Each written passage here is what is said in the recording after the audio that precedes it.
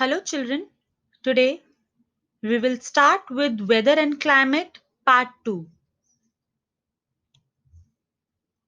So, children, after watching this module, you will be able to understand the main steps of the water cycle in detail. You will be also able to identify different forms of precipitation. So, let's begin. You know that water changes to water vapor on heating, and water vapor changes to water on cooling. The sun's heat changes water from the rivers, lakes, seas, and oceans to water vapor. The water vapor rises into the sky with warm air. As you can see in the picture, as it rises higher, the warm air cools down. The water vapor in it changes back to tiny drops of water which float in the air. Clouds are made up of a large number of these floating drops of water. Look at the diagram one more time. Yes, now you can see the formation of clouds. Now, what happens to these clouds? Let's understand further. Several water drops may join together to form bigger drops. These are too heavy to float, so they fall down to the earth as rain.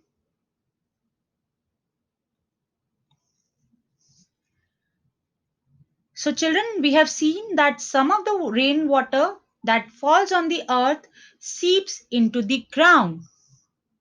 The rest of it goes back to the lakes, rivers, seas, and oceans. So, water keeps moving from the earth's surface to the atmosphere and back. This process is called the water cycle. Look at the diagram one more time.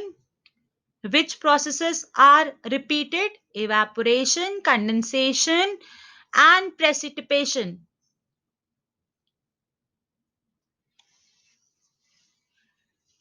Now, what's happening in the picture? Let's understand. Children, as air rises higher, it gets cooler. High up in the sky, water droplets freeze. So the clouds here are made up of ice crystals. When these crystals join and become heavy, they fall as snowflakes. Usually, snowflakes melt into raindrops as they fall through the warmer air near the ground. But if a place is very cold, like you can see in the picture, the flakes do not melt and we have snow instead of rain. Sometimes raindrops are carried upward by rising air to very cold regions. There they freeze. A number of frozen drops join to form balls of ice.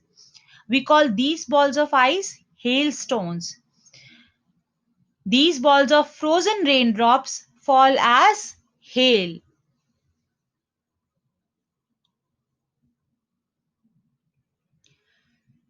Now we will learn about fog. You must have experienced it. A fog is a cloud that forms close to the ground. On cold nights, the ground gets very cold. The water vapor in the air near the ground changes to drops of water, forming a cloud. We cannot see clearly in a fog. The fog disappears when the air becomes warmer. Children, you must have seen water droplets forming on a glass of cold water. The air in contact with the glass cools down. Its water vapor changes to water droplets on the glass. In a similar way, on cold nights, drops of water are formed on cold leaves, petals, grass, park benches, and so on. So these drops of water are called dew. When it is very cold, the dew may freeze into ice. Frozen dew is called frost.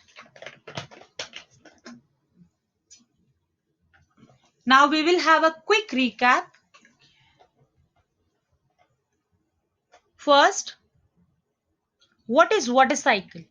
The movement of water from the earth's surface to the atmosphere and back again. What is fog?